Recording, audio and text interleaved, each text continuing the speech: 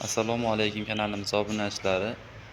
Kimda kim gul postavkalar oqtarayotgan bo'lsa, sifatli, puxta, biz xudo xolasa chiroyli qilib beramiz, qo'ldan kelgancha qilib. Xo'p, yana bu to'rttaligimizdan zakaz tushgan, xudo xolasa qilyapmiz. Buni Qo'qonga chiqarib yuboramiz. Dastavka qilib chiqarib yuboramiz. Xudo xolasa to'lovlarni qilib olishadi, o'zlari dastavkani to'lovini qilib. Bularni stoykalarini 6 ga 3 qilyapmiz. Oldingilari 4,5 edi. Sababi endi kromkalarini stanoyda bostirishni boshladik, puxta qilib. Bu taraflarni ham stanoyda bostirib, chiroyli qilib, baquvvat qilib yasayapmiz. Yevro shuruplarda qatirib.